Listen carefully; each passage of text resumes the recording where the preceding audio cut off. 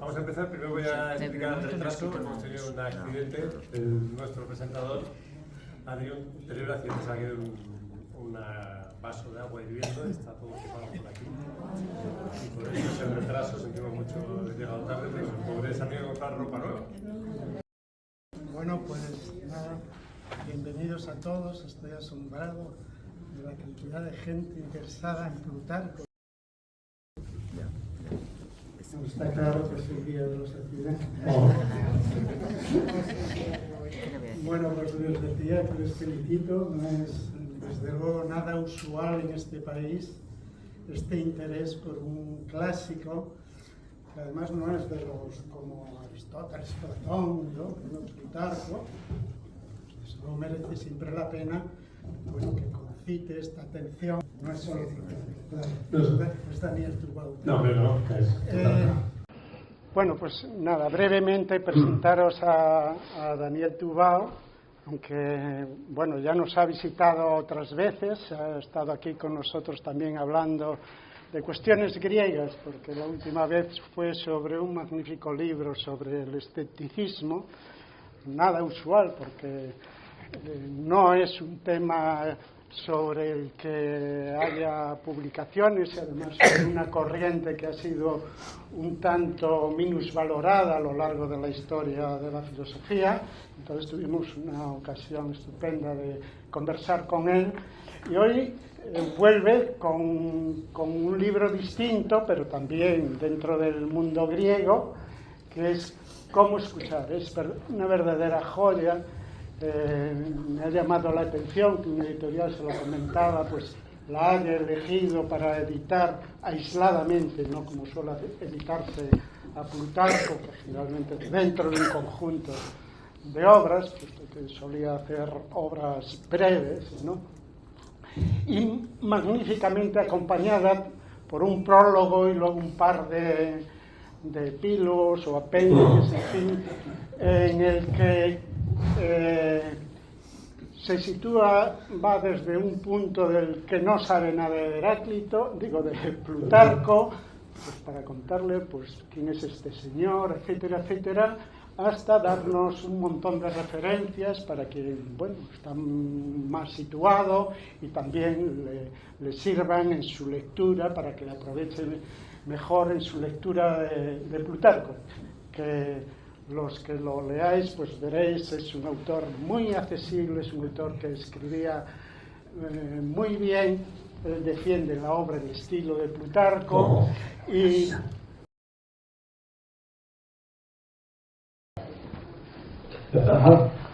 bueno, espero que no les pase ninguna cosa más.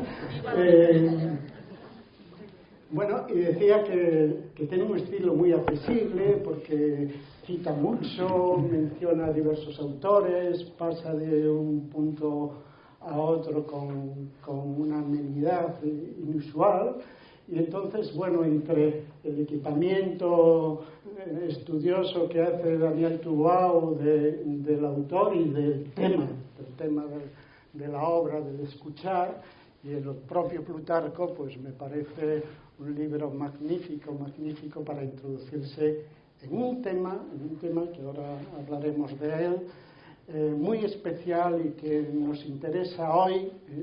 O sea, los clásicos se interesan siempre, por eso son clásicos, ¿no?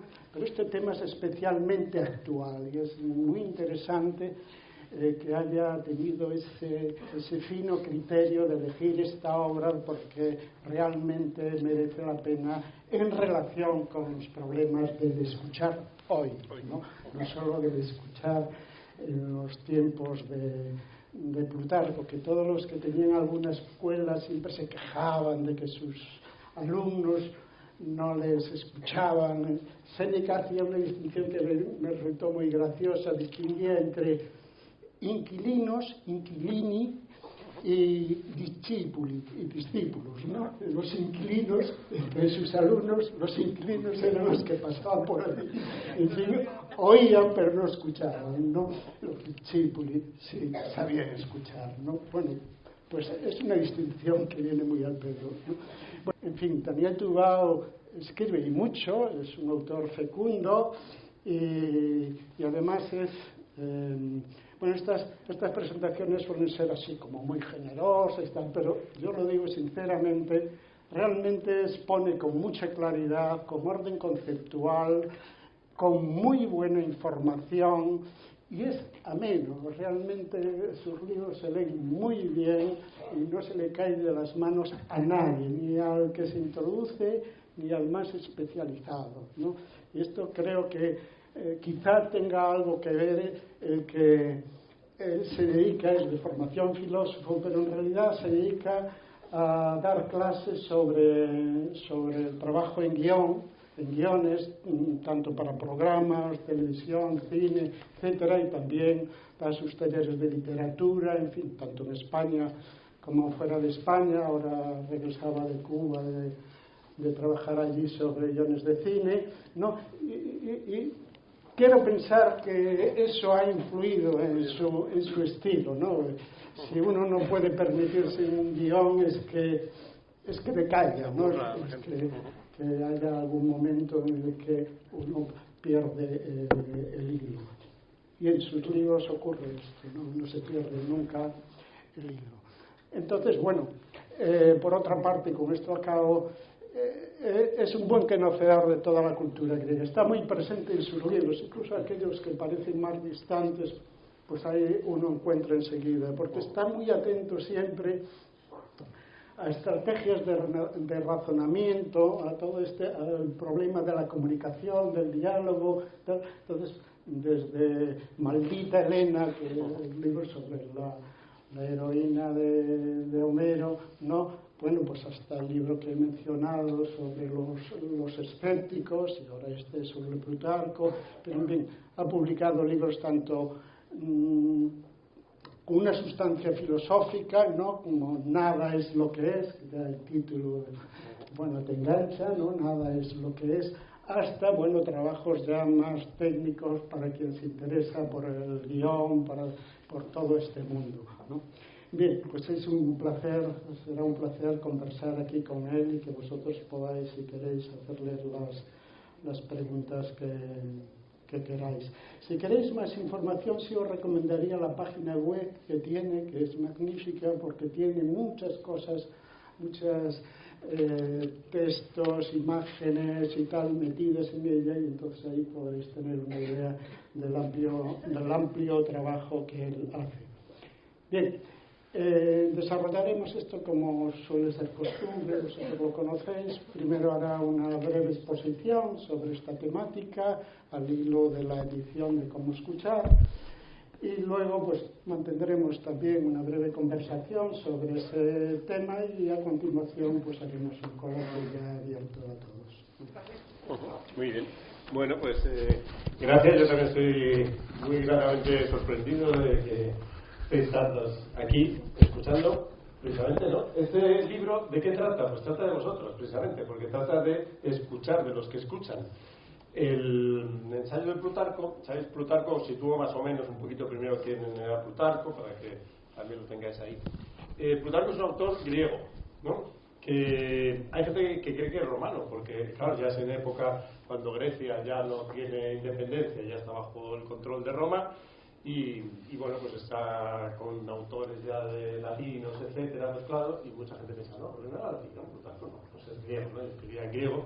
Él nació en Queronia, ¿no? Queronia es un lugar que está en Beocia. Beocia es una región que es justo la región vecina de Atenas, del Ática. La región del Ática, donde está Atenas, la famosísima Atenas y todo lo demás, pues tenía una región encima que eran grandes rivales. Además, eran dos regiones siempre enfrentadas, siempre en polémica, casi tanta como la que había entre Esparta y Atenas. Habéis oído todas las guerras entre Esparta y Atenas, etcétera. Pues entre Beocia y Atenas también había muchos conflictos. Cuando nació Plutarco, ya Beocia y la capital de Beocia, que es Tebas, ya no tenía el poder que había tenido antes. Ya digo, estaba bajo tutela romana, ya Grecia, ¿no?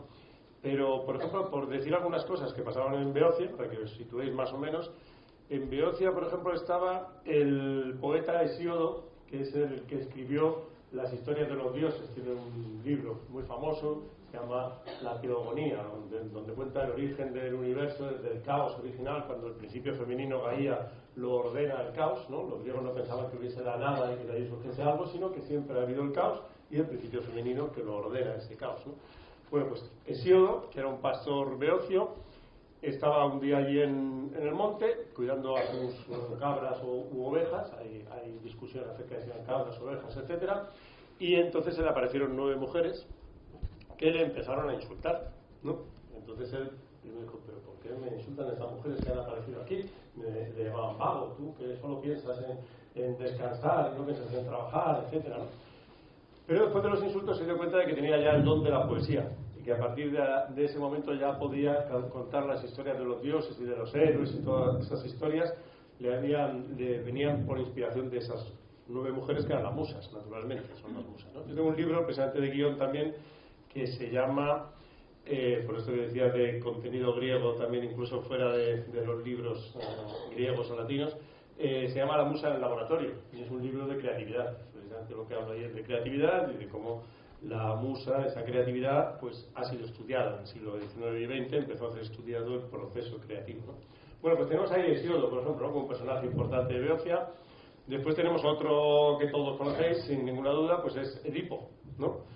Todo el mito de Edipo, todo esto, pues es en Tebas también, es un personaje de esa región de Beocia. Y entonces y ahí, lo más importante también, en Beocia está el santuario de Delfos.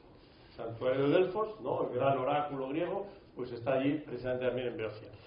Y eso es importante porque aunque Plutarco ya nació en una época en la que ya Beocia y Grecia en sí ya no tenía ese poder, sin embargo, el oráculo fue, digamos que los romanos eran un poco como los Estados Unidos cuando viajaban a Europa, ¿no? Sobre todo en los años 50, incluso antes, en los años 20 del siglo XX y a finales del siglo XIX, el viaje a Europa era el viaje a la cultura, ¿no? Pues los romanos tenían lo mismo con Grecia, y viajaban a Grecia y era como una cosa de ver ahí la cosa folclórica, curiosa, peculiar, etcétera, y uno de sus atractivos era el oráculo de Delfos. Ya no tenía la importancia que tuvo antes, pero precisamente Plutarco ayudó a reconstruirlo y a darle otra vez, digamos, cierta importancia. No tenía ya decidir, por ejemplo, como era antiguamente los destinos de los estados griegos y todo lo demás, pero sí, digamos que volvió a tener una importancia. Él fue sacerdote de Delfos, había 2 sacerdotes y él era uno de ellos, ¿no? O sea que, como veis, muy importante. Él fue un personaje importante, se dice que tuvo varios cargos, hay discusión acerca de unos y otros, si fue procurador de una región, si fue, etcétera, pero claramente estuvo bien relacionado con el poder, con el poder romano. Parece que tuvo amistad directa con Vespasiano, el emperador Vespasiano, lo conoció personalmente, estuvo con varios emperadores, una época muy revuelta de muchos emperadores, 4 emperadores disputándose el trono, la época de Nerón, digamos que estamos en una época ahí realmente bulliciosa. Y Plutarco, en cierta manera, hay momentos donde se queja, ¿no? Se queja de la época en la que vive, que no le ha tocado otra época y que es una época de disturbios, pero en realidad no son tantos disturbios, sobre todo para Grecia. Para Roma sí. Pero Grecia precisamente pues estaba más tranquila, y en otras épocas que pasaban con Grecia, pues que estaban siempre en guerras continuas. Estaba Esparta contra Atenas, estaban los macedonios, estaban en unas guerras continuas, y ahora no. Sin embargo, aquello pues era la parte griega, pues más o menos una balsa de aceite comparada con el resto del Imperio Romano. Y entonces no sabemos muchos datos de su vida. Parece que se casó 2 veces, parece que por lo menos el segundo matrimonio fue muy feliz. Se conoce el nombre de sus hijos porque él mismo los menciona en algunos de sus libros. Él tiene dos colecciones de obras muy famosas. Una son las vidas paralelas. En las vidas paralelas lo que hace Plutarco es comparar a un personaje romano con un personaje griego. Entonces pone siempre un personaje griego y un personaje romano y encuentran las similitudes y las diferencias entre unos y otros. Estas vidas paralelas se conservan bastantes de ellas, yo creo que van por 20 o 30, se conservarán, pero parece que escribió muchas más, que se han perdido, lamentablemente, y esta es una de las grandes colecciones, las vidas paralelas de Plutarco, ¿no? Y después tiene otro, se agrupa bajo el nombre de Moralia, escritos morales, escritos en griego sería épica, ¿no? Y entonces, bueno, en los Moralia tiene todo tipo de escritos, de todo lo que podéis imaginar. Uno de los más importantes son toda una colección que se llama Charlas de sobremesa. son charlas de sobremesa donde, digamos, pues son lo que eran los simposios griegos, banquetes, simposios, como queramos llamarlo, donde se reunían y hablaban de diversos temas. Y las charlas de sobremesa son muy interesantes. También tiene un libro que se llama El banquete de los eruditos, que es una especie de banquete imaginario de eruditos, muy divertido, etcétera. En esas charlas se habla de todo lo que podáis imaginar, de cualquier. Por ejemplo, se habla de, dice, si los judíos, por ejemplo, no comen carne de cerdo por religión o por gusto, porque les da asco, porque por la religión. Entonces se pone a discutir sobre ese tema, ¿no? Después hay una muy curiosa, a ver si me acuerdo, porque esa es curiosa, es algo así como ¿por qué en el vino lo que está en medio es lo mejor, en el aceite es lo que está abajo y no sé si en la leche es lo que está arriba, ¿no? Digamos, la parte del vaso que según está arriba, en medio o abajo, pues es lo más interesante. Bueno, pues tiene la charla de sobremesa y dentro de la Moralia tiene también un montón de ensayos, muchos ensayos. Esos ensayos fueron muy importantes, tanto que ha sido una influencia tremenda. Digamos que el ensayo moderno, tal como lo creó el francés Michel de Montaigne, es una imitación de Plutarco. O sea, Michel de Montaigne lo que hizo fue imitar a Plutarco, esos ensayitos como este de cómo escuchar, pues es lo mismo que hizo Montaigne, ¿no? Y entonces, bueno, pues a partir de ahí viene todo este ensayo, que es una cosa más ligera que los tratados, ¿no? Los tratados son como algo que es un estudio a fondo tremendo. Y sí, bueno, pues tenemos ahí esa tremenda influencia de Plutarco. Luego tiene una influencia muy potente y muy curiosa también en Shakespeare. Muchas de las obras de Shakespeare están tomadas de la vida paralela de Plutarco, precisamente. Si veis Marco Antonio y Cleopatra, Julio César, Coriolano, todas estas están tomadas de la vida paralela de Plutarco, precisamente. O sea, como veis, es un autor que está ahí detrás y que tiene mucha influencia, que a lo mejor no se habla tanto de él como se habla, por ejemplo, de los estoicos, evidentemente, que son los que se habla constantemente, que son Séneca, Marco Aurelio, Epicteto, ¿no? Pero que sin embargo la influencia sigue ahí y se sigue editando. Yo digo al principio que ha habido a lo largo de la historia 3 autores que han tenido la suerte de tener muchos libros, quiero decir, clásicos, autores clásicos, con muchas obras, y que esas obras se han reeditado constantemente, y a pesar de que se editan en distintas editoriales el mismo título, sin embargo no saturan el mercado. Y esos son Cicerón, Séneca y Plutarco. Fueron los que durante siglos y siglos fueron una influencia tremenda y se seguían editando y se siguen editando, ¿no? Podéis ver, por ejemplo, de Marco Aurelio, ahora debe haber como 15 ediciones de sus meditaciones, por lo menos, en editoriales españolas, simplemente, ¿no? Es una cosa, y sin embargo todas venden muchísimo, ¿no? Son esos libros como El arte de la guerra de Sun Tzu, que también he hecho una versión con Ana Aranda Baserot. Y ese es lo mismo, pues se edita y se dice, oye, pues ya lo han editado muchas editoriales, ¿vamos a editarlo también? Pues sí, y se vende esa y se venden todos los demás, ¿no? O sea, que es de esos autores. Yo digo también aquí en un momento dado, es un Plutarco, estos libros, estos clásicos, muchas veces no los encuentras en el escaparate de la librería, pero lo encuentras en el estante siempre, ¿no? Y entonces eso es importante, ¿no? Si vas al estante, pues dices, aquí sí que está, y encuentro estos libros, ¿no? Bueno, pues este es una semblanza muy rápida de lo que era Plutarco. Es increíble la erudición que tiene, o sea, se calcula entre 8.000 y 10.000 citas en sus libros. Hay autores que no sabíamos de su existencia si no fuese por Plutarco, no sabemos ni que han existido siquiera, porque es el único que los cita.